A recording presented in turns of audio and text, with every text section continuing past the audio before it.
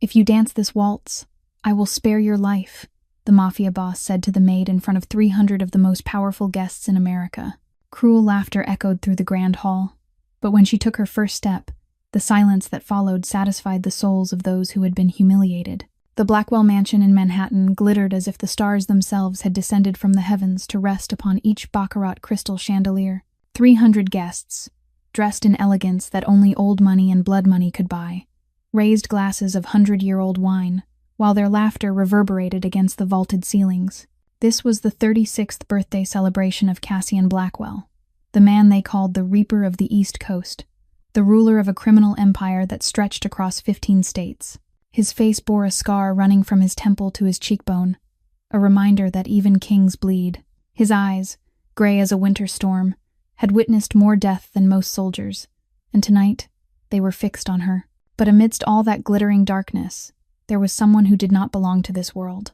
Emilia Santos moved between the guests with a silver tray, serving canapés with precise and silent movements. She had learned long ago that the best way to survive in this house was to become invisible, never meet anyone's eyes, never speak unless spoken to, never exist beyond her function. The scars on her back, hidden beneath her worn uniform, told stories she had never shared with anyone. She had been working in this mansion since she was 18, ever since the debt collectors sold her to pay a loan she had never taken.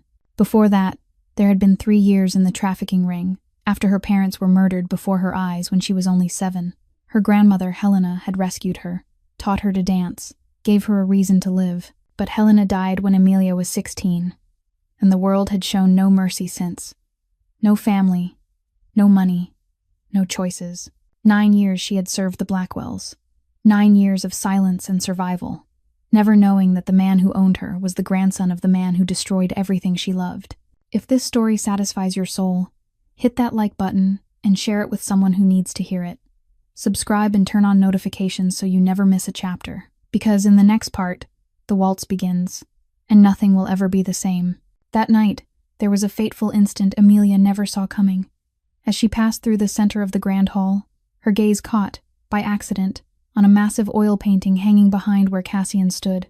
The painting showed a woman dancing, black hair streaming in the wind, her feet as if they were gliding over clouds. Emilia's heart seemed to stop. It was the very same painting Helena had once hung in their small home. The painting, Helena said, was the portrait of an old friend who had died long ago. Emilia couldn't understand why it was here, inside the enemy's mansion. Only a few seconds. Emilia looked for only a few seconds, then lowered her head and kept walking. But those few seconds were enough. Victoria Blackwell had seen everything. Cassian's sister stood not far away, a glass of blood-red wine in her hand, her lips curving into a vicious smile. Victoria had hated Emilia from the first day she set foot in this mansion. She hated how Emilia endured every cruelty in silence and never cried. She hated how the scars on Emilia's back, scars Victoria herself had made, never once made the maid beg. And more than anything, she hated the way Emilia looked. Those dark brown eyes always holding a flame Victoria couldn't smother, no matter how hard she'd tried for 9 years. Victoria slipped through the crowd like a venomous snake and came up beside Cassian. She leaned in and whispered into her brother's ear with a voice full of delight. "Do you know what our little maid just did? She dared to look straight at you. Not just look, she stared as if you were something that belonged to her." Cassian was in a foul mood. Only hours earlier, he'd received word that there was a traitor in the organization. Someone who'd sold information to a rival on the West Coast. 12 of his men had died because that information had leaked. 12 lives. And now a maid dared to lift her face and look at him. "Which maid?" Cassian asked, his voice cold as ice. "The Santos girl." Victoria pointed toward Emilia, standing near a marble column, head bowed low, trying to disappear into the shadows. She even told the other maids her grandmother used to dance better than anyone in the Blackwell family. Can you imagine that? A maid daring to compare her ragged family to us. Cassian's gray eyes shifted, cutting through the crowd until they landed on Emilia. She didn't look up, but she felt that stare, as if someone had set a cold blade against the back of her neck. Her whole body trembled, yet she didn't dare move. Cassian tilted his head, studying that small maid with a curiosity threaded with cruelty. For 9 years she'd worked in this house, and he'd never truly looked at her. She'd been nothing but a shadow, a tool, an object that could move. But tonight, he wanted entertainment. He wanted to see fear in someone's eyes. He wanted to remind everyone in this room that Cassian Blackwell wasn't someone to be played with. Fine. Cassian set his whiskey down, a cold smile blooming on his lips. Bring her here. I've got a little game for my guests. Victoria lit up, as if she'd just been handed the greatest birthday present of her life. She signaled to 2 guards, and they started toward Amelia. Amelia's heart hammered as she saw them coming closer. She knew something terrible was about to happen. She could feel it in every strand of flesh, every bone in her body, but she didn't run. Where could she run when this whole world was her prison? 2 guards seized Amelia by the arms, and the silver tray slipped from her hands and crashed onto the marble floor with a shrill clatter. The canapes tumbled and rolled beneath the guests' feet, but no one looked down. Every pair of eyes fixed on the small maid being dragged away like a criminal. Amelia didn't fight. She'd learned long ago that resisting only made everything worse. The scars across her back were proof of that lesson, but her heart was racing out of control, and she felt as though she was being led to an execution. When they neared the stage where the orchestra was playing, Cassian lifted a hand and signaled for the music to stop. The sudden silence dropped over the hall like a heavy blanket, suffocating and absolute. 300 guests turned their heads, curious and eager, like vultures catching the scent of blood. Ladies and gentlemen, Cassian's voice rang out, low and cold, slicing through the air like a blade. I apologize for interrupting the party, but I've got a little entertainment for you tonight. A few giggles flitted here and there. They knew when Cassian Blackwell spoke of entertainment, it usually meant someone was about to endure something awful, and they couldn't wait to watch. Amelia was shoved up the steps leading to the stage. She nearly fell, but she forced herself to steady her feet. She wouldn't let them see weakness. She wouldn't give them that satisfaction. Cassian stepped in front of her, nearly a head taller, his shadow swallowing her like the darkness of death itself. This is Amelia Santos, he announced, his voice dripping with contempt. A maid in the Blackwell household for 9 years. She cleans our rooms, washes our clothes, serves our food. Each word struck like a knife, carving at what little dignity Amelia had left. Yet she stood still, eyes lowered to the floor, letting nothing show on her face. Cassian tilted his head, studying her with a cruel kind of curiosity. My sister just told me something very interesting, he went on. This little maid claims her grandmother was once a dancer, and she even dared to say the woman danced better than anyone in the Blackwell family. Laughter erupted across the hall. Amelia felt heat rush to her cheeks, but she clamped her lips shut and said nothing. She hadn't said those words. She'd only spoken to Maria, the only maid who'd ever been kind to her, about Helena. But Victoria had heard and twisted everything. Did you hear that? Cassian turned to the crowd, his voice swelling with theatrical outrage, a maid daring to compare her ragged family to the Blackwell bloodline. My grandfather danced with European queens. My father was one of the finest waltz dancers of his generation. And she, he pointed at Amelia, dares to think her grandmother, a kitchen cook, could stand beside them. Victoria's laughter chimed from below, her face bright with malice. The other guests laughed too, the sound echoing like crows calling over carrion. Amelia felt tears rise, hot and urgent, but she swallowed them down. She wouldn't cry. She wouldn't ever cry in front of them. So, Cassian said, and his voice turned suddenly sweet in a way that made the skin crawl. I have a small proposal. A game, if you'd like to call it that. He drew a sleek black pistol from inside his vest. The crystal lights caught on the metal, glittering like dead stars. The entire hall went silent. Cassian set the gun on a small table beside the stage, gently, as if he were laying down a flower. If you can dance this waltz, he said, his eyes locked on Amelia's. If you can dance like a real dancer, I'll spare your life. Amelia lifted her head, for the first time looking straight into his eyes. And if I can't? She asked, her voice trembling but never weak. Cassian smiled, the smile of a predator that had finally driven its prey into a corner. If you fail, if you stumble, if you prove you're nothing but a maid who knows only how to scrub floors. He picked the pistol up again and turned it slowly in his hand. I'll end your meaningless life myself, right here on this stage. A horrified whisper spread through the hall. But no one spoke up to stop it. No one dared. This was Cassian Blackwell's law. This was his world. And in his world, a human life was cheaper than a glass of wine. Silence. Amelia stood in the middle of the stage, feeling the eyes of 300 people pierce through her like 300 needles. The gun lay on the table, glossy black and lethal. Waiting, she could hear her own heartbeat. one beat after another, like a death drum. This was the moment she should have dropped to her knees and begged.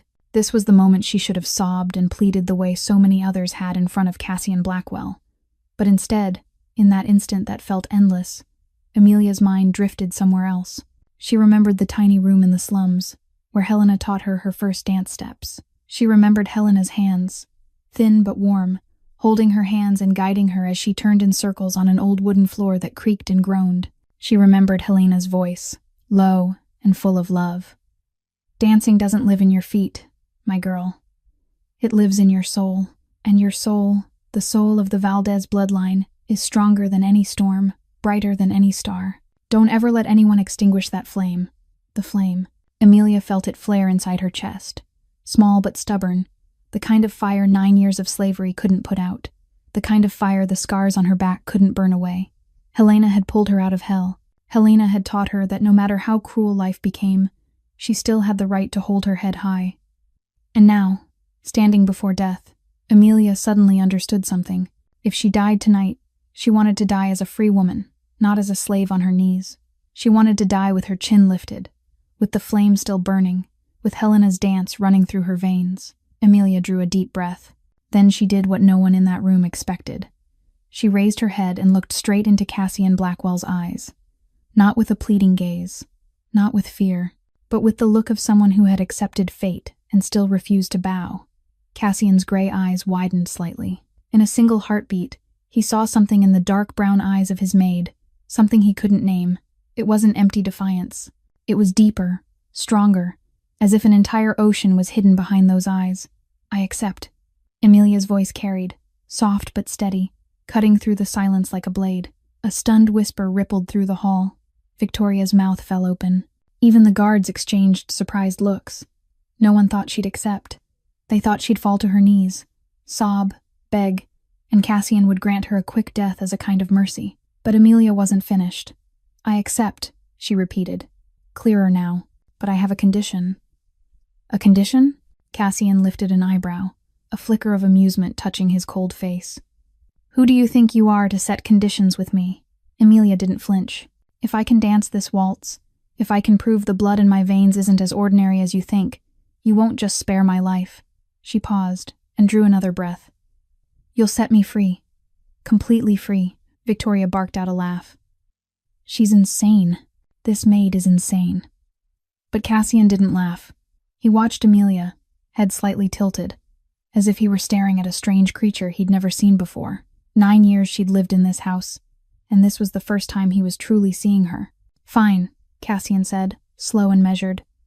If you surprise me, you'll be free. He stepped closer, close enough that she could smell whiskey and expensive tobacco on his breath.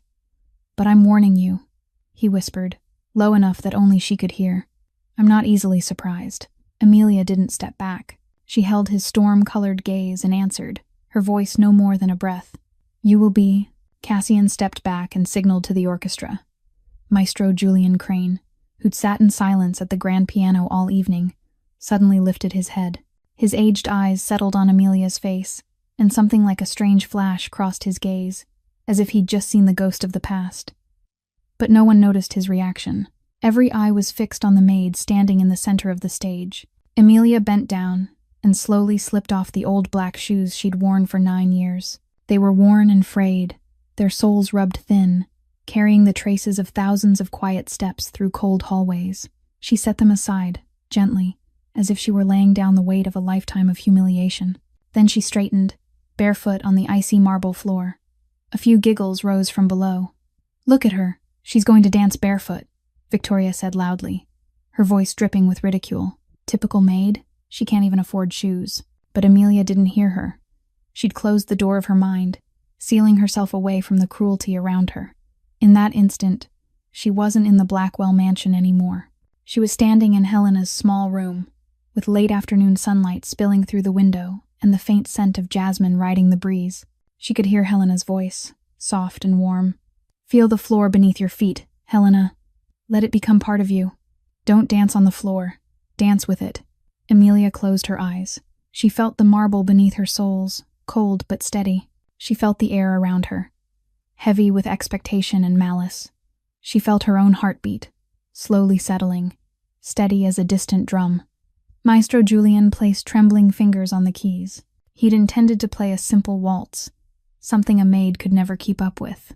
But when he looked at Amelia, when he saw the way she stood, the way she breathed, the way she tilted her head as if she were listening to a melody no one else could hear, a memory surged up without warning. He remembered another woman, many years ago, who'd stood the same way, breathed the same way, carried that same gaze, Helena Valdez. Maestro Julian's old heart tightened. It couldn't be a coincidence. Yet his hands moved on their own, and instead of the simple waltz, he began to play a different melody, one he hadn't played in 30 years. The melody his son, Raphael, had composed for the woman he loved. The first notes rose, clear and aching, like the weeping of lost souls. Amelia opened her eyes. She knew this melody. Helena had sung it to her every night before sleep. Helena said it was the song a man had written for her, the man she loved but could never be with. And now that melody was sounding inside the enemy's mansion. As if fate itself were opening a door Amelia hadn't known existed. She began to move. The first step was light as breath, as if she were testing whether the floor could bear the weight of her soul. The second step was surer, a small turn, her arms lifting as though she were holding an invisible partner. The third step, and Amelia was no longer Amelia. She was Helena. She was Rosa. She was every woman in the Valdez line, women who had loved and lost and wept and risen again. She was a flame that would never die. The melody swelled, and Amelia rose with it. Her bare feet skimmed across the marble as if they were gliding over clouds. Her black hair came loose, flying with each turn. The frayed maid's uniform suddenly didn't matter, because everyone could see that the person dancing on that stage wasn't a maid. It was a queen. It was fire. It was a storm. The waltz poured from Amelia like water from a spring, natural and impossible to stop. Every step told a story. Every turn carried a memory. Every tilt of her head held an entire lifetime of sorrow. She wasn't dancing to prove anything to Cassian Blackwell or to the 300 guests staring at her with open mouths. She was dancing for Helena, for her mother Rosa, for her father Miguel, for everyone who'd loved her and had been stolen from her arms. The melody shifted into its climax, and Amelia spun like a whirlwind. The skirt of her worn maid's uniform flared around her, no longer a symbol of submission, but becoming wings. In that moment, under the glittering crystal lights, she wasn't the maid being humiliated. She was a fallen angel rising out of hell. And then, in the middle of that turning, Amelia felt something strange. She wasn't dancing alone anymore. An invisible hand seemed to close around hers, guiding her, steadying her, lifting her. A familiar warmth wrapped around her, the scent of jasmine and freshly baked bread, the smell of the small home where she'd once been happy. Helena. Amelia didn't know if it was a hallucination or a miracle, but she could feel Helena here, right beside her, dancing with her like in the old days. She heard Helena's voice whisper at her ear, gentle and proud. "Beautiful, my girl. Let your soul lead. Don't think. Don't be afraid. Just feel." Tears streamed down Amelia's cheeks, but she didn't stop. Those tears flowed into the dance, becoming part of the story she was telling. She danced through the pain of losing her parents at 7 years old, through 3 years of hell in the hands of traffickers, through Helena's death, through 9 years of slavery inside this very house. Every step was a scar. Every turn was another fall and another rise. Every lifted arm was a reach toward light in endless darkness. Maestro Julian Crane played as if he were bewitched, his old fingers flying over the keys as though some supernatural force were guiding them. Tears ran down his wrinkled face, but he didn't wipe them away. He knew now. That silhouette, that way of moving, that tilt of the head. This couldn't be coincidence. This girl had to be connected to Helena Valdez, the woman his son had loved until his final breath. The waltz slipped into its most sorrowful passage, where the melody sounded like the crying of broken hearts. Amelia slowed, her movements turning softer, as if she were gathering her pain into her arms instead of running from it. She arched backward, face lifted toward the ceiling, eyes tightly closed, as if surrendering herself to some unseen power. In that posture, the fabric at her back slipped down, revealing the scars across her skin. Scars layered over scars, old and new, the marks of whips, the marks of punishment for mistakes she'd never made. 300 guests saw those scars, and for the first time that night, some of them felt something other than pleasure. They felt shame. they felt horror.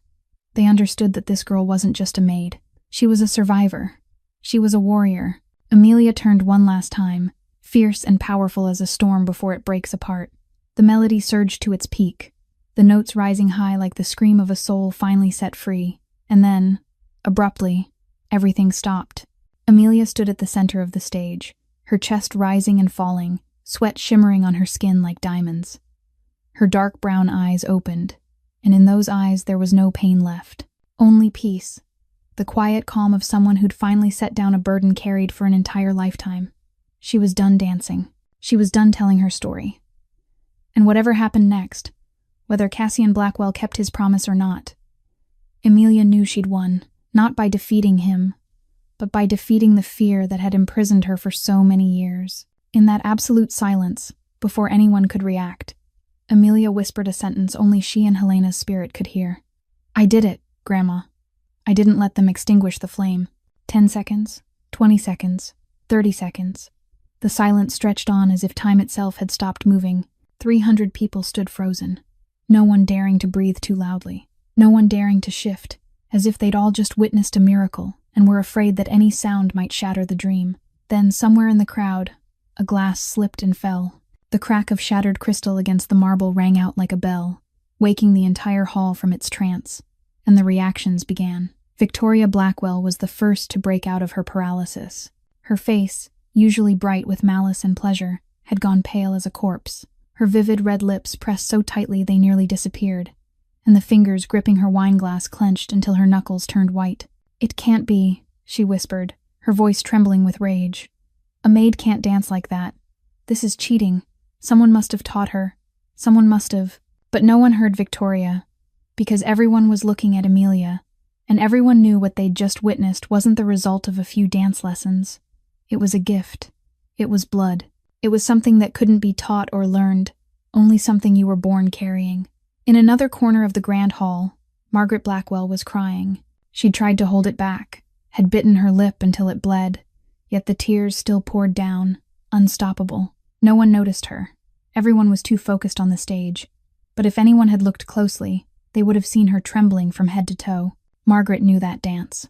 She'd seen it more than 30 years ago, when she was still a young woman newly brought into the Blackwell family. The one who danced it was Helena Valdez, the woman the entire city once called the Swan of the dance floor. The woman Edward Blackwell, her father-in-law, had ordered destroyed for a crime Margaret had never believed was real. Margaret looked at Amelia, at the way she stood, the way she breathed, the way she tilted her head, and she understood. This girl didn't just dance like Helena. This girl was Helena's blood, and if that was true, then everything the Blackwell family had done to her, every year they'd turned her into a slave, would become an unforgivable crime. But the strongest reaction didn't come from Victoria or Margaret.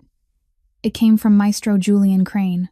The old man still sat at the grand piano, his hands motionless on the keys, tears streaming down his wrinkled face. He'd known from the moment she began to dance. But now, with the waltz finished, the confirmation hit him like a fist. This girl was Helena's granddaughter, the granddaughter of the woman his son had loved until his final breath, the granddaughter of the woman the Blackwell family had destroyed.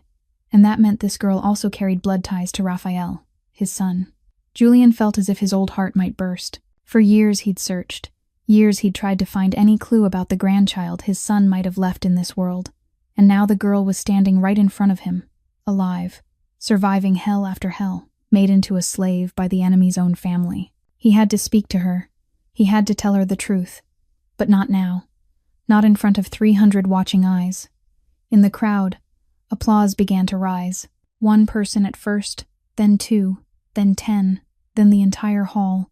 The guests weren't clapping because they wanted to praise a maid, but because they couldn't help it. Their bodies reacted before their minds could stop them.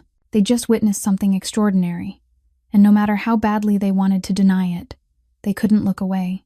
Amelia stood in the storm of applause, but she didn't hear it. She looked only at Cassian Blackwell, the man still standing motionless beside the gun, his storm-gray eyes fixed on her with an expression she couldn't read. And in the moment their gazes locked, they both knew their lives would never be the same again. The applause slowly faded, giving way once again to a tense, waiting silence. Every gaze shifted now from Amelia to Cassian, awaiting the verdict of the Dark King. The gun still sat on the table, glossy and cold, but Cassian didn't look at it. He looked only at Amelia, his gray eyes never leaving her for even a second. Then he did what no one in the room expected. Cassian Blackwell, the East Coast Reaper, the man who'd never bowed his head to anyone, inclined forward in a slow, slight bow. It wasn't the bow of someone beneath another, but the bow of a gentleman before a lady, a silent acknowledgement that she had won. A stunned whisper rippled through the hall like ocean waves. Victoria nearly dropped her glass for the second time that night. Margaret lifted a hand to cover her mouth, not knowing whether to cry or laugh. Even the coldest guards exchanged disbelieving looks. No one had ever seen Cassian bow to a woman, not once. Amelia stood still, her chest still rising and falling from the dance, but her gaze didn't waver. She waited. She waited for him to speak. She waited for him to keep his promise. She waited for the freedom she'd paid for with her soul. Cassian straightened, and when he spoke, his voice wasn't as cold as before. There was something else in it, something even he didn't fully understand. "You surprised me," he said, loud enough for the entire hall to hear. "Not just surprised. You stunned me. I've lived 36 years in this world. I've seen a lot. I've endured a lot. But I've never witnessed anything like what you just did." Amelia's heart began to race again. This was the moment he'd let her go. This was the moment she'd be free. This was the moment 9 years of slavery would end. "So," Cassian continued, stepping closer, close enough for her to see every line in his face, close enough for her to feel his breath against her skin. "I'll keep my promise. You won't die tonight." Amelia let out a shaky breath, but the relief lasted only a heartbeat, because Cassian wasn't finished. "But I can't let you leave." The world under Amelia's feet seemed to collapse. She stared at him, unable to believe what she'd just heard. "You promised." Her voice trembled, but the steel stayed in it. "You said if I surprised you, you'd set me free." "I said if you surprised me," Cassian replied, a strange smile appearing on his mouth. Not cruel and not kind either. The smile of someone who'd just discovered something too precious to let go. "But you didn't surprise me, Amelia. You haunted me." Amelia took a step back, but Cassian followed. "And what haunts Cassian Blackwell," he said, his voice dropping into a whisper meant only for the two of them, "is never allowed to leave. Never." "I'm not your property," Amelia said, her voice like fire even as her heart sank into ice. "I'm a person. I have a right to be free." "A right?" Cassian tilted his head, his gray gaze sliding over her face as if he were trying to memorize every detail. "Do you know where you are? This is my world. This is my kingdom. In this kingdom, the only right that exists is mine." He turned to the crowd, his voice ringing out with authority. "From tonight onward, Amelia Santos is no longer a maid of the Blackwell household. She'll be treated as a special guest. She'll have her own room. She'll have servants attending her. But she isn't permitted to leave this mansion. That's my order." Victoria opened her mouth to protest, but Cassian's cold stare cut her off. Margaret closed her eyes, as if she couldn't bear it anymore. Amelia stood on the stage, feeling like she'd just escaped one cage only to step into another. A cage of gold instead of iron, but still a cage. She looked at Cassian, and for the first time, she saw something in his eyes beyond cruelty. She saw loneliness. She saw longing. She saw an abandoned child hiding behind the mask of a king. But it didn't change the truth that he'd just betrayed her. And Amelia swore to herself, no matter how long it took, she'd find a way out of this place. She wouldn't let any cage, gold, or iron imprison her soul forever. Right after the party ended, 2 maids led Amelia through hallways she'd never been allowed to step into in all 9 years. The east wing of the mansion, reserved for the Blackwell family, and only the most important guests. Each of her footsteps echoed on the marble, and she felt as if she were walking into another world, a world so lavish it stole the breath from your lungs, yet so cold it reached straight into your bones. They stopped in front of a massive oak door, intricately carved. One of the maids opened it and bowed her head. "This is your room from now on," she said, her voice empty of feeling. "Mr. Blackwell ordered that everything you need be prepared." Amelia stepped inside and went still. The room was larger than the small house where she and Helena had once lived. A 4-poster bed draped in deep red velvet, sheets of pure white silk. A rosewood wardrobe took up an entire wall, and inside hung dresses Amelia knew were worth more than everything she'd ever owned in her life.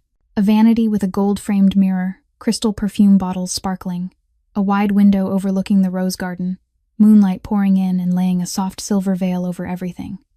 But Amelia didn't see beauty. She saw a cage. She went to the window and tried to open it.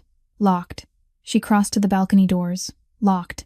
She turned back toward the main door that had just closed behind her and heard a key turning in the lock. Locked. Beautiful, isn't it? Victoria's voice came from somewhere in the shadows. Amelia spun around and saw her sitting in an armchair in the corner, legs crossed, a glass of red wine in her hand. She'd been there all along, waiting like a snake in its den. "My brother gave you the finest room in the East Wing," Victoria said as she rose and moved closer with a predator's grace. "Do you know who this room belonged to before you? This was my mother's room when she first came here as a bride." Amelia said nothing. She only stood still and looked straight into Victoria's eyes. She'd learned long ago that silence was the best weapon against someone like her. Victoria clenched her jaw, clearly irritated that she wasn't getting the reaction she wanted. "You think you won," she hissed, her beautiful face twisting with fury. "You think just because you can dance a few cheap steps, you can climb over this family's head and neck?" Victoria moved in closer, close enough for Amelia to smell the wine on her breath. "I don't know what trick you used to enchant my brother, but I swear to you, I'll find out. And when I do," she smiled, a smile cold as ice, "you'll wish you'd died on that stage tonight." Victoria turned on her heel and left, her high heels striking the floor like a countdown to the end of the world. The door slammed, and Amelia was alone again. She stood in the luxurious room, looking around at expensive things she didn't want. Silk dresses, French perfume, a soft bed. None of it meant anything when the door was locked from the outside. She walked to the wardrobe, opened it, and stared at the dresses hanging inside. Red, black, white, blue, every one of them tailored perfectly, as if someone already knew her measurements. It made her shiver. How long had Cassian been planning this?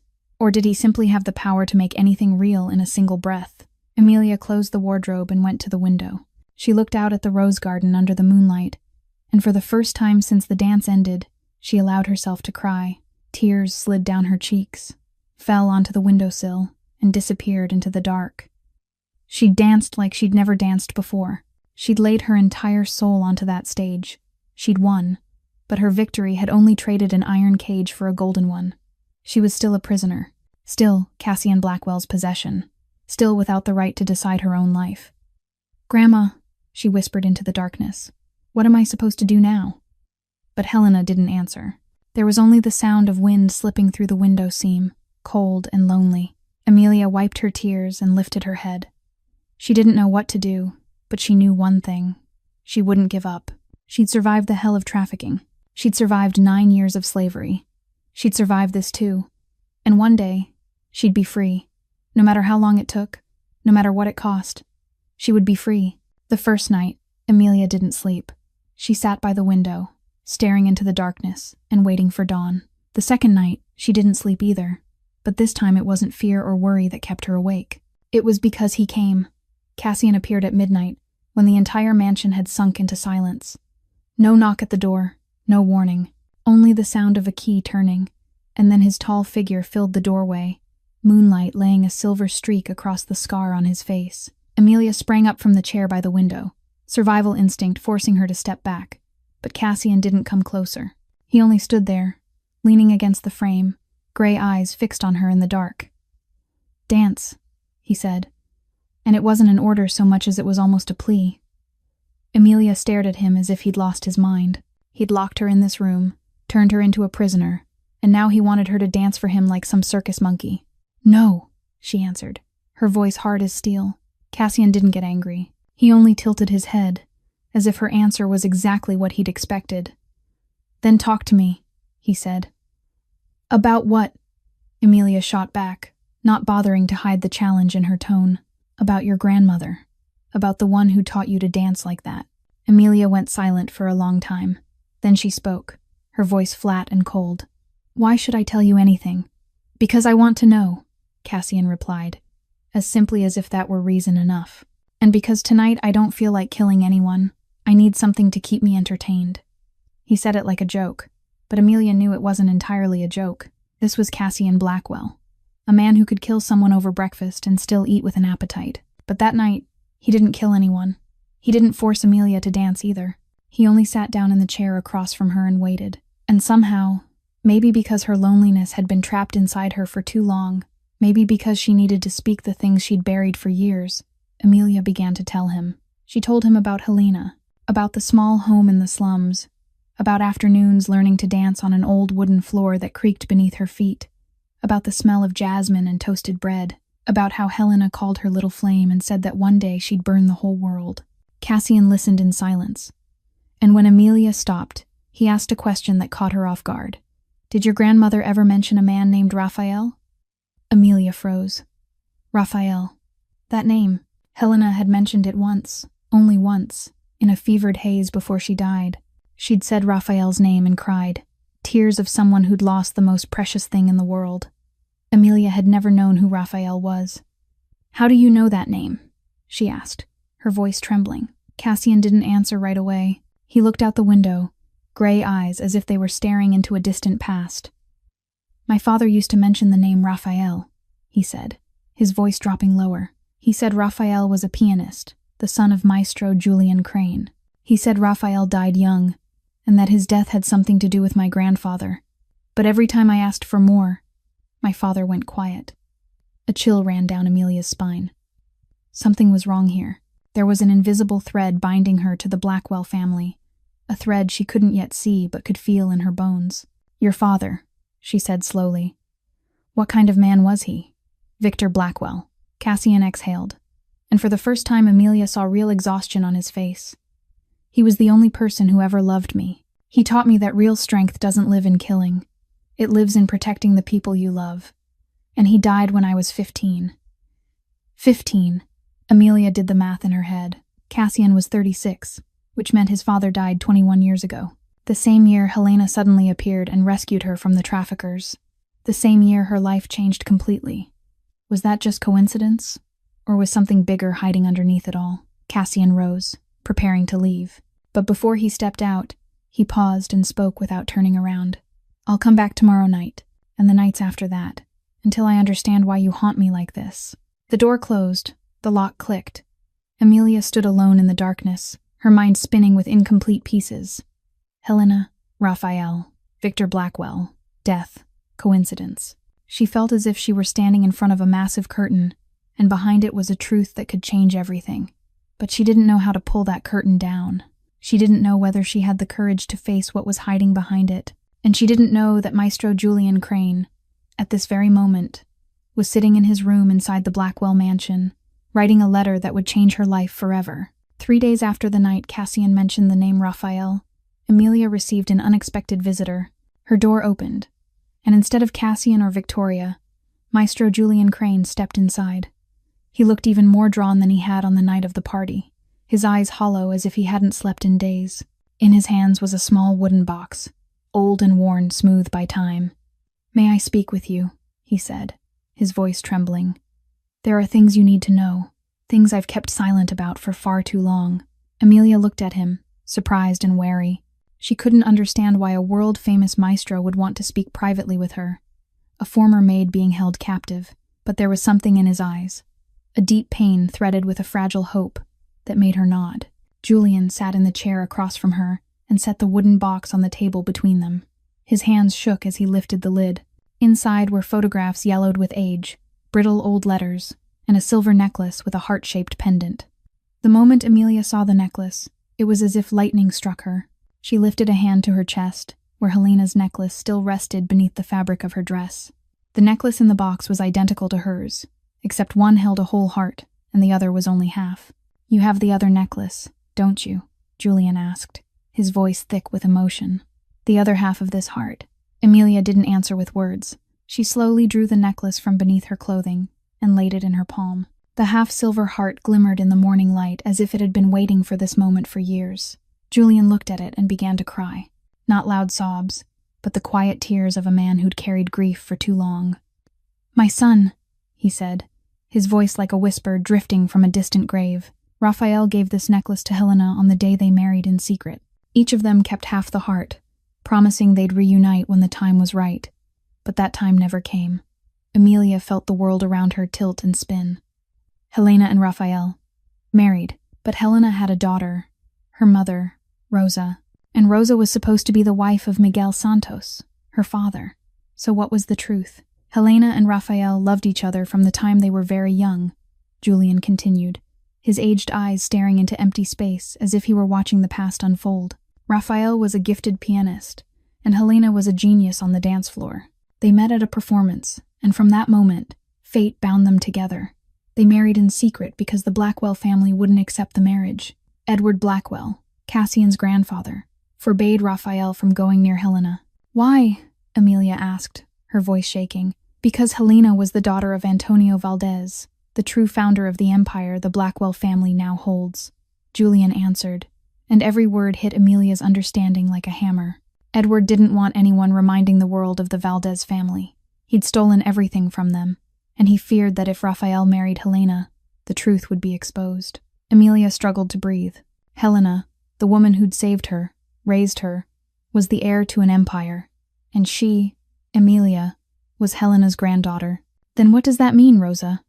"My mother," Emilia asked, her voice on the edge of breaking. "Was she Helena and Raphael's child?" Julian nodded, tears still running.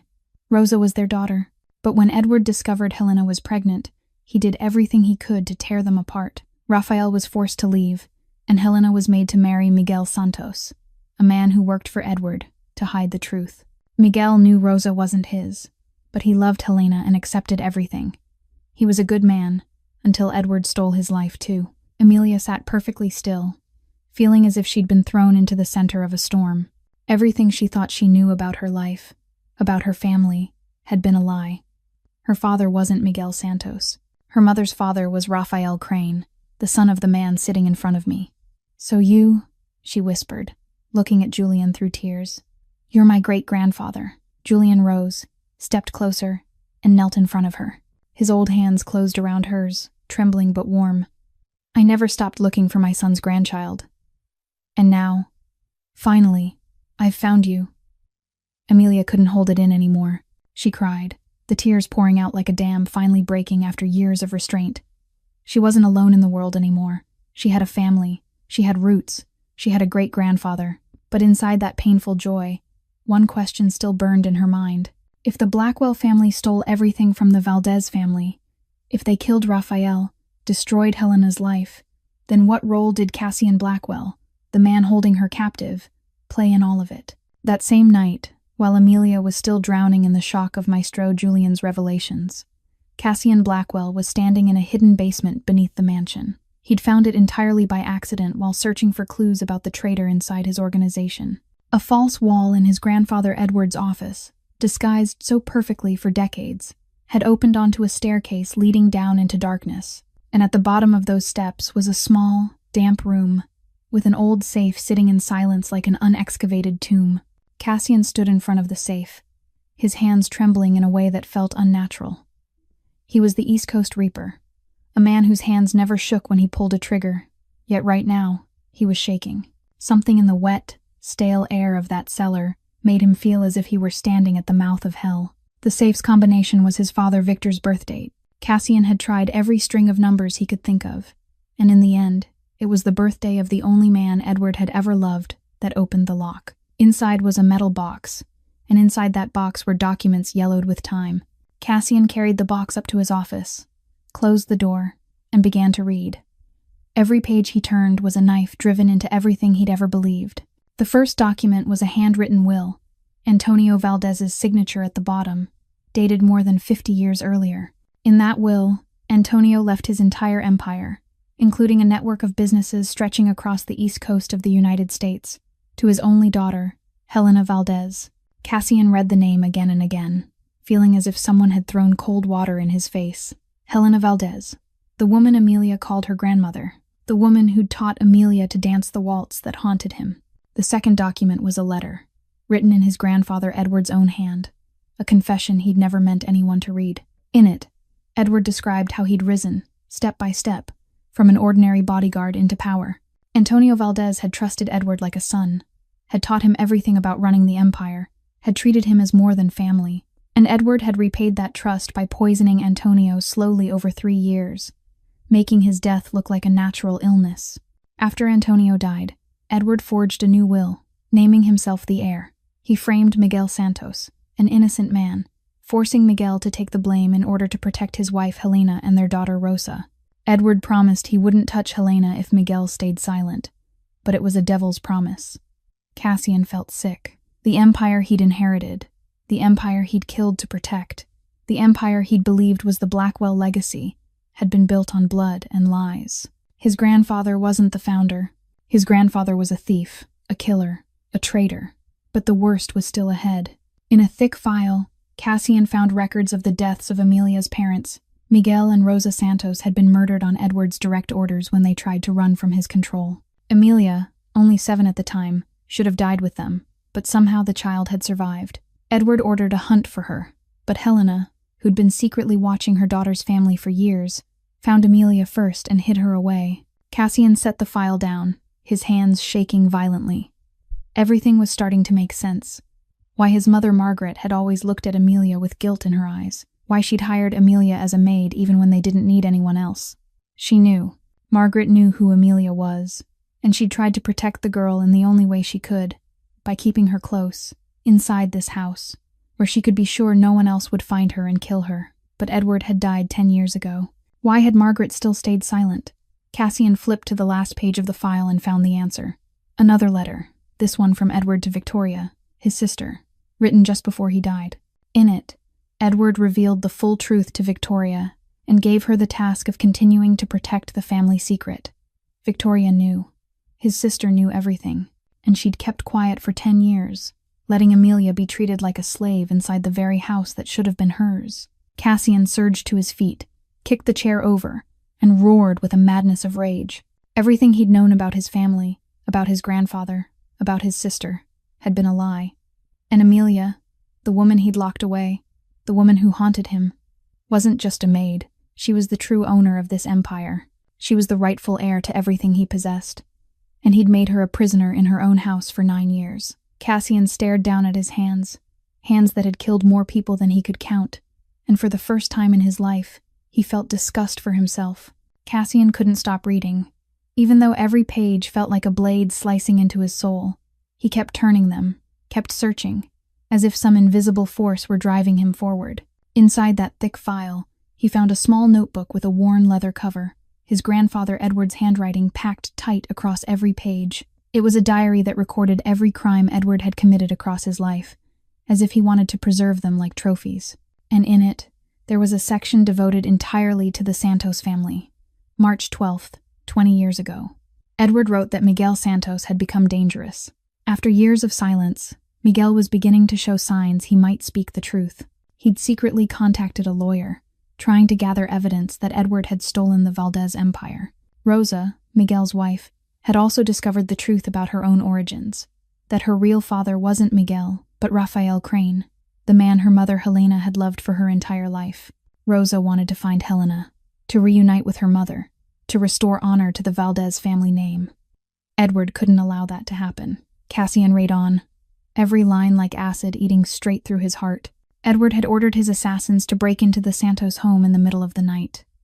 Miguel was shot dead in the living room as he tried to protect his wife and child. Rosa was dragged from the bedroom, tortured to force her to reveal where Helena was hiding, but she didn't speak. She died in the arms of the killers, her blood staining the floor red, yet her lips stayed sealed, guarding her mother's secret until her final breath. And Emilia, Cassian felt his hands shaking hard when he reached this part. Emilia was only 7 then, asleep in her small room when the gunfire erupted. She woke, ran into the living room, and saw her father lying motionless in a pool of blood. She screamed for her mother, ran to her parents' bedroom, and saw Rosa being dragged across the floor, blood spilling from a wound in her chest. Her mother saw her, and with the last of her strength, Rosa cried out, "Run, my child. Run and don't come back. Find Helena. She'll protect you." Emilia ran. A 7-year-old child ran out the back door, ran into the night, ran until her little legs couldn't carry her anymore. The assassins chased her, but somehow she escaped. Maybe the darkness hid her. Maybe it was luck. Or maybe, as Edward wrote in his diary with bitter resentment, the hand of fate had shielded that child. But fate wasn't entirely merciful. Emilia escaped Edward's killers only to fall into the hands of a trafficking ring. 3 years. 3 years the child lived in hell, sold and resold like an object, enduring things no child should ever have to endure. Until Helena found her. Edward never knew Helena had rescued Amelia. He believed the child had died inside the trafficking network, a convenient ending for a potential threat. He never imagined that Helena, the woman he'd stolen everything from, was still watching in silence, still waiting in silence, still protecting what little remained of her family. Cassian closed the diary, unable to read another word. He sat in the darkness of his office, head bowed, shoulders trembling. Everything he'd known about his grandfather, about his family, about himself, had collapsed into ash. His grandfather wasn't the hero who'd built an empire from nothing the way Cassian had been taught. Edward Blackwell was a murderer, a thief, a man who'd slaughtered an entire family just to keep his crimes buried. And Amelia, the girl he'd imprisoned, the girl who haunted him, the girl he'd refused to set free. She was the victim of his own bloodline. She'd lost her parents because of his grandfather. She'd suffered 3 years of hell because of his grandfather. She'd been a slave in this house for 9 years, in the house that should have belonged to her, in the house built on her family's blood. Cassian rose and walked to the window, staring out at the Manhattan night. He didn't know what to do with this truth. He didn't know how to face Amelia, but he knew one thing. He couldn't keep living inside a lie, and someone had to pay for what had happened. The only question was who. Cassian was about to rise and leave his office, but his eyes caught another file lying at the bottom of the metal box. This one was thinner, bound with a black leather cord, and on the cover was a name that made his heart feel like it stopped. Victor, his father's name. With trembling hands, Cassian opened the file and began to read, and if what he'd read before had been knives to the heart, what he read now was a full destructive storm tearing through his soul, leaving nothing behind but ruins. Victor Blackwell didn't die in a car accident the way Cassian had been told for 21 years. Victor died because of his own father, Edward Blackwell. In the file, Edward had recorded everything with the terrifying calm of a man with no conscience left. Victor, his only son, had accidentally discovered the truth about the origins of the Blackwell Empire. It happened the year Cassian was 15, when Victor was cleaning his father's office and stumbled upon a hidden safe, a safe identical to the one Cassian had opened tonight. Victor read everything, about Antonio Valdez, about Helena, about Rafael, about Miguel and Rosa Santos, about the 7-year-old child named Amelia who'd been pushed into hell. And unlike Edward, Victor wasn't a monster. He was a man with a conscience, the only person in the Blackwell family who still had any humanity left. Victor confronted Edward, demanded that his father confess, demanded that he return everything to the Valdez family, demanded that he take responsibility for the lives he'd stolen. He even prepared a complete dossier to send to federal law enforcement, ready for the Blackwell Empire to collapse if that was the price of justice. Edward couldn't allow that. In his diary, he wrote about his son with a cold kind of regret, as if he were speaking about a chess piece that had to be removed from the board. Victor was too weak, too idealistic, too much like his mother. He didn't understand that in this world, the strong survive and the weak get crushed, and because he didn't understand, he had to go. The car accident that night wasn't an accident. Victor's car had been sabotaged, the brakes cut. Edward stood at his office window and watched his son drive away from the mansion for the last time, knowing Victor would never return, and he felt no remorse. In the final line of that section, Edward wrote something that made Cassian want to vomit. Victor was my only failed product, but I still have Cassian. The boy has my instincts, my ruthlessness. He'll be a worthy heir. Cassian hurled the file into the wall and screamed in agony. The sound tore through the office, through the halls, maybe through the entire mansion, but he didn't care. His father, the only man who'd ever truly loved him, the man who'd taught him that real strength lived in protecting the people you love, the man who'd held him every night when he was small and told him that no matter what, his father would always be there. That man had been murdered by his own father for daring to do what was right. Cassian collapsed to the floor, his knees slamming into the marble with a painful crack, but he felt nothing. Physical pain was nothing compared to what was ripping his soul apart. 21 years. 21 years living inside a lie. He'd cried at his grandfather Edward's grave, had sworn to protect his legacy, had killed to keep the empire Edward left behind, and all that time, he never knew he was protecting the legacy of the man who killed his father. He had become the very thing his father despised. Ruthless, cold-blooded, without conscience. Edward had been right. Cassian was Edward's perfect product, a monster raised on lies and hatred. And now that monster was on his knees, crying like an orphan for the second time in his life. "Dad," Cassian whispered into the darkness, his voice splintering like glass. I'm sorry I didn't know. I'm sorry I became what you hated most." But no one answered. Victor Blackwell had died 21 years ago, taking his dream of justice into the grave. And Cassian, the son he'd loved, had lived his entire life without ever knowing the truth. While Cassian was sinking into the darkness of the truth about his father, an uninvited guest appeared at the Blackwell mansion. Rico Santos, 65. Miguel Santos's younger brother, the man the world believed had died 20 years ago. He'd lived in the shadows for 2 decades, hiding, waiting, gathering every scrap of evidence of Edward Blackwell's crimes. And now, when he learned his niece was being held inside the enemy's own house, he couldn't wait any longer. Rico broke into the mansion through a secret passage, known only to those who had once worked for the Valdez family, a passage Antonio had built more than half a century earlier. He reached Amelia's room at midnight, when the entire estate was sleeping.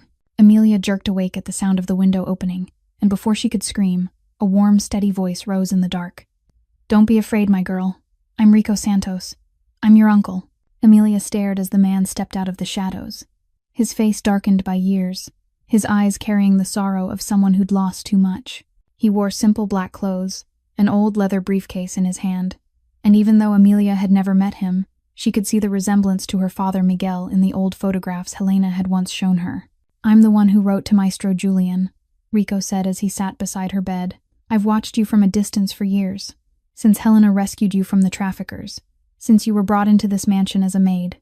I wanted to take you away, but Helena said it wasn't time yet. She said you needed to be here, needed to understand your enemy, needed to grow stronger before you faced the truth." "What truth?" Amelia asked, even though inside her the pieces were already beginning to lock together after what Maestro Julian had revealed. Rico opened his briefcase and pulled out a thick stack of documents. "The truth that you're the rightful heir to the empire the Blackwell family has been holding," he said, placing the file into Amelia's hands. "This is Antonio Valdez's original will, your great-grandfather, the real founder of this empire. In the will, Antonio left everything to his daughter Helena, your grandmother. And under inheritance law, when Helena died without leaving a new will, everything passed to the next direct heir. That was your mother, Rosa. And when Rosa died too, the only heir left was you." Amelia Santos Valdez Crane. Amelia looked down at the documents in her hands, feeling as if she were holding a bomb. She was the heir. She was the true owner of everything Cassian Blackwell possessed. This mansion, this empire, all of it should have belonged to her family, should have belonged to her. "And there's more," Rico said, pulling out a USB drive and a stack of photographs. "Proof that Edward Blackwell murdered your great-grandfather, forged the will, ordered the deaths of your parents. It's all here, enough to drag the Blackwells into court, enough to take back everything that's yours, enough to avenge everyone who died." Amelia held the USB, her hands trembling. Revenge. She could destroy the Blackwell family. She could reclaim the empire. She could make Cassian pay for the 9 years she'd been turned into a slave. But another image rose in her mind, sharp and unavoidable. Cassian on the floor of his office, crying like a child as he read about his father's death. She'd seen it through a crack in the door as she passed, before Rico arrived. She'd seen the collapse of the ruthless Mafia king, and in that moment she hadn't seen an enemy. She'd seen another victim of Edward Blackwell, an orphan like her, a soul devoured by lies. "What are you going to do with all of this?" Rico asked. Amelia stayed quiet for a long time, looking toward the window where dawn was beginning to show. "I don't know yet," she whispered, "but I need time to think. Helena taught me that hatred is a chain. I don't want to wear that chain for the rest of my life." Victoria Blackwell wasn't a fool. She noticed the change in Cassian the very next morning after the night he found the hidden safe. His gray eyes weren't icy anymore. They were empty, like the eyes of the dead. He didn't give orders, didn't hold meetings, didn't do any of the things a mafia boss was supposed to do. He only sat in his office and stared into nothing, as if his soul had already left his body. Victoria knew this was her opening. She'd waited her whole life for a moment like this. The moment Cassian was weak. The moment she could take everything that should have been hers. She was Victor Blackwell's daughter, Edward Blackwell's granddaughter. Yet because she'd been born a woman, she'd been pushed aside while Cassian inherited it all. It wasn't fair, and Victoria was going to fix that unfairness. Within 2 days, Victoria secretly reached out to the 3 biggest mafia bosses in the neighboring states. Men who'd resented Cassian's rule for years. She promised them rich slices of territory, lucrative arrangements, privileges Cassian had never allowed. In return, they'd back her coup, help her remove Cassian, help her seize the throne of the Blackwell Empire. But Victoria knew outside support wouldn't be enough. She needed a hostage, something that would force Cassian to bend without daring to fight back. And the perfect hostage was Margaret Blackwell, their mother. Margaret was taken on the 3rd night. While she was sitting in her private room reading, Victoria's men clapped a hand over her mouth, bound her, and dragged her to an abandoned warehouse on the outskirts of Manhattan. Victoria called Cassian herself to deliver the news, her voice cool and triumphant. "Dearest brother," she said, "I've got a small gift for you. Mother is with me now, and she'd love to see you. But before you come, I have a few small conditions. You'll sign the papers transferring all power to me. You'll leave New York and never return, and you'll hand that dancing maid over to me so I can deal with her. If you don't agree," Victoria let out a soft laugh, "I'm not sure Mother will be in one piece the next time you see her." Cassian stood in his office with the phone in his hand, his body trembling with rage and helplessness. His sister had betrayed him. His mother was in the enemy's hands, and he, the Mafia king who'd once terrified the entire East Coast, didn't have the strength to fight anymore. His soul had been crushed by the truth about his grandfather, about his father, about himself. He didn't even know who he was anymore. Nathan Cole, Cassian's most loyal right hand, stood beside him, worry etched into his face. "What do you want me to do, sir?" Nathan asked. "We can gather men. Hit the place where Victoria is holding Mrs. Margaret." "No," Cassian shook his head. "Victoria has too many allies now. If we attack head-on, my mother will die." "Then what are you going to do?" Cassian stayed silent for a long moment. Then he said something Nathan never would have expected. "I need to speak with Amelia." Cassian came to Amelia's room at midnight, but this time he didn't open the door with a key like an owner. He knocked and waited. When Amelia opened the door, she saw a Cassian completely different from the man she'd known. No arrogance, no cruelty, no ruler's stare. Only a man who'd lost everything, standing there with his shoulders slumped and his eyes red from sleeplessness and crying. "I know who you are," Cassian said, his voice rough. "I know what my grandfather did to your family. I know this empire should have been yours, and I know you've got every reason in the world to want me dead." Amelia didn't move. She said nothing, only watched him with an unreadable gaze. "But I'm not here to ask for forgiveness," Cassian went on. "I'm here to beg you to save my mother. Victoria kidnapped her. Victoria will kill her if I don't surrender. And I can't let my mother die. She's the only innocent one in this family. She tried to protect you in her own way for all these years. Please, Amelia." Cassian Blackwell sank to his knees in front of her, head bowed low, and Amelia could see his shoulders shaking. "I'll do anything you want. I'll sign the empire over to you. I'll confess to the police about every crime the Blackwell family committed. I'll die if you want me to die. Just help me save my mother. Please." Amelia looked down at the man kneeling at her feet, and she remembered Helena's words. "Real strength isn't in destroying your enemy. It's in having the power to destroy them and choosing not to. Stand up," she said, gentle but firm. "I'll help you, not for you, but for Margaret. And because I don't want another innocent person to die for crimes they didn't commit." The plan came together within a few hours. Rico Santos, with the remnants of underworld connections left from Antonio Valdez's time, provided intelligence on the warehouse where Victoria was holding Margaret. Nathan Cole gathered the men still loyal to Cassian. Not many, only about 20. But every one of them was among the most battle-hardened fighters.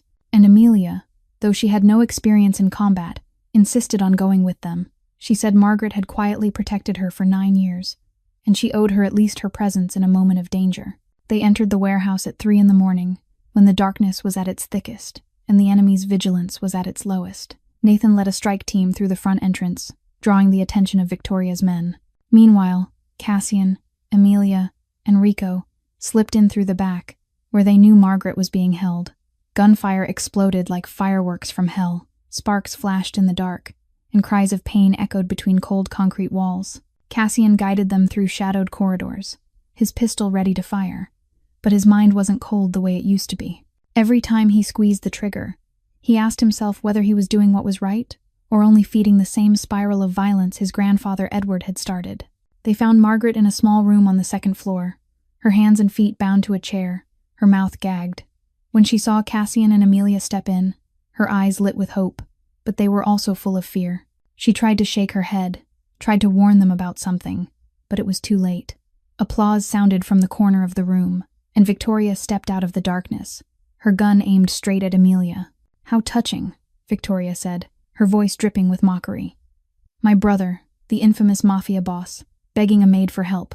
Grandfather must be twisting in his grave. Put the gun down, Victoria," Cassian said, his voice tight. "This is between me and you. Don't drag other people into it." Victoria laughed, sharp and unhinged. "Don't drag other people into it," she screamed. "You dragged this maid into our lives the night you forced her to dance. You let her enchant you, make you weak, make you lose a Blackwell's instincts. And now you want me to spare her." Victoria kept the gun trained on Amelia, her eyes burning with hatred. "Do you know why I hate you?" she asked Amelia. "Not because you're a maid, because you're a Valdez. I knew 10 years ago, when Grandfather told me, I knew you were a threat to this family. I've wanted to kill you for a long time, but Grandfather said to wait, to keep you here so we could watch you, and I waited. But Grandfather's gone now, and I don't have to wait anymore." Everything that happened next unfolded in only a few seconds, but for Amelia it felt like an entire century. Victoria pulled the trigger. Cassian lunged toward Amelia. The shot cracked. Blood. Amelia felt a crushing weight slam into her, and when she opened her eyes, she saw Cassian sprawled over her, blood spreading across his shirt. He'd taken the bullet for her. "No!" Amelia screamed, catching Cassian. "No, no, no! Why would you do that?" Cassian looked at her, his gray eyes already starting to blur, but a strange smile rested on his mouth, the smile of someone who'd found redemption. "Because it's what my father would do," he whispered. "Protect the one you love." Victoria stared at the scene in shock and fury. She lifted her gun, ready to fire a second shot, but she'd forgotten someone. Nathan Cole. He'd slipped into the room through the back door while Victoria was focused on Amelia and Cassian. Another shot rang out, but this time Victoria went down. The bullet tore through her shoulder, making her drop the gun and collapse. Nathan stepped forward, kicked Victoria's gun out of reach, and snapped cuffs on her wrists. "It's over," he said coldly. "You lost." Amelia didn't hear anything. She focused only on Cassian in her arms, his blood soaking her hands. She ripped fabric from her own clothing and pressed it to the wound, trying to stop the bleeding. "Hold on," she said, her voice shaking. "Don't you die. You're not allowed to die. You still owe me my freedom, remember?" Cassian gave a faint laugh, then coughed up blood. "You're still thinking about freedom?" he asked, his voice weak. "You've been free since the moment you danced that waltz. I was just too blind to see it." "Don't talk," Amelia said, tears streaming down her cheeks. "Save your strength. The ambulance will come." Cassian lifted a hand, trembling as he touched her face and wiped away her tears. "Don't cry for me," he whispered. "I don't deserve your tears." Then his eyes fell shut, and Amelia's world felt like it was collapsing. 3 days. 3 days, Cassian lay motionless in a hospital bed, surrounded by the steady beeping of a heart monitor and the harsh sting of disinfectant in the air. The bullet had gone through his right lung, only a few inches from his heart. The doctors said his chance of survival was about 30%, and even if he made it, nobody knew when he'd wake up, or whether he'd wake up at all. Amelia didn't leave the hospital for those 3 days. She sat beside Cassian's bed, watching his face, pale as paper, watching his chest rise and fall weakly beneath the rhythm of the ventilator. She didn't understand why she was here, why she cared what happened to this man. He was the grandson of the man who'd murdered her parents. He'd imprisoned her, turned her into a captive inside her own home. He was the embodiment of everything she should have hated, but he was also the one who'd thrown himself into the line of fire to save her. On the second day, Rico Santos came to see her. He brought the old leather briefcase full of evidence of the Blackwell family's crimes, set it on the table beside the hospital bed, and looked at Amelia with a stern gaze. "It's time, my girl," he said. "Cassian is in a coma. Victoria's been arrested. The Blackwell Empire is in chaos. This is the perfect moment to reveal the truth, to take back everything that belongs to the Valdez family, to avenge your parents, Helena, everyone who died." Amelia looked at the briefcase, then looked down at Cassian lying still. Inside her head, 2 voices argued. One voice urged her to act, reminded her of the years of slavery, the scars on her back, The night she watched her parents get slaughtered. Justice. That was the justice she deserved. But the other voice, Helena's voice, whispered something else. Hatred is a chain, my girl. It doesn't bind your enemy, it binds you. Forgiveness doesn't mean forgetting. Forgiveness means freeing yourself from the weight of the past so you can keep walking forward. Amelia stood and went to the window, looking out at the Manhattan sky as it slowly turned toward sunset. She thought of Helena, who'd lost everything and still found happiness in teaching her to dance, in loving her without conditions. She thought of her mother, Rosa, who died with her lips still sealed about Helena's hiding place, who gave up her life to protect the people she loved. She thought of Cassian, of the look in his eyes when he lunged into the bullet's path, of his last words before he slipped into darkness. Because it's what my father would do. Protect the one you love. Victor Blackwell, Cassian's father, had wanted to do the right thing too. He'd wanted to return everything to the Valdez family, wanted to expose Edward's crimes, and he'd died for it. Cassian, even without knowing the truth for 21 years, carried his father's heart inside him. He was a victim of lies, just as she was a victim of violence. I've decided, Uncle, Amelia said, turning back to Rico. I'm not going to release this evidence. Not now. Not like this. Rico stared at his niece, stunned. What are you saying? He demanded. He killed your parents. His family stole everything from us, and you want to forgive them. I'm not forgiving Edward. Amelia shook her head. He's dead, and his crimes will never be erased. But I don't want to punish people who didn't commit those crimes. Margaret is innocent. Cassian didn't know the truth. Even Victoria, as twisted as she is a product of Edward's poisonous upbringing. She stepped back to Cassian's bedside and looked down at his pale face. Helena taught me that the most beautiful dance isn't the dance of destruction. It's the dance of transformation. I want to transform my family's pain into something beautiful, instead of multiplying suffering. Rico was quiet for a long moment. Then he let out a slow sigh. You're so much like Helena, he said, his voice threaded with pride and worry. She would have done the same. They sat together in silence until darkness filled the room. And then, on the third day, while Amelia was half asleep in the chair beside the bed, she felt a faint movement. She opened her eyes and saw Cassian looking at her, his gray eyes dull but open, his cracked lips struggling to form words. You're still here, he whispered, his voice rough as sandpaper. Why didn't you leave when you could? Amelia looked at him, and for the first time since it all began, she smiled. A soft smile, without hatred, without fear. Because I don't want to become what your grandfather turned my family into, she said. I don't want to be a hostage to hatred. And because I believe you can become the man your father wanted you to be. Cassian stared at her, and in his eyes Amelia saw something she'd never seen there before. Hope. You're giving me that chance, he asked. Amelia nodded.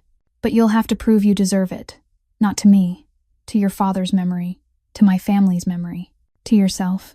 A year passed like a dream. A year long enough for wounds to heal. Long enough for fractures to be mended. Long enough for the impossible to become possible. And in that 1 year, everything changed. The Helena Valdez Foundation officially launched in the spring, exactly 1 year after the night Cassian took a bullet for Amelia. It became the largest nonprofit in the United States, dedicated to rescuing and supporting children who'd been trafficked, funded by more than half the wealth of the Blackwell Empire. Cassian kept his promise. He converted the entire underground network into legitimate businesses, worked with federal law enforcement to dismantle the criminal pipelines he'd once run himself, and used every resource he had to rebuild what his grandfather had destroyed.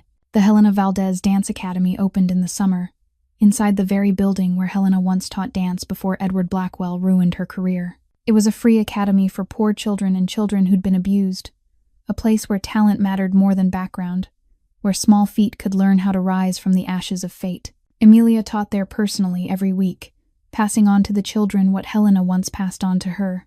Maestro Julian Crane, though he was nearly 70, still sat at the grand piano every day, accompanying the children as they practiced, his old eyes shimmering whenever he watched his granddaughter spin across the floor. After so many years of loneliness, he'd found family, and it was the greatest gift of his life. Margaret Blackwell spent the final days of her life in peace in a small house by the sea, far from the glitter and the shadows of the Manhattan mansion. She was forgiven, not because she deserved it, but because Amelia understood that Margaret, in her own way, was also one of Edward's victims.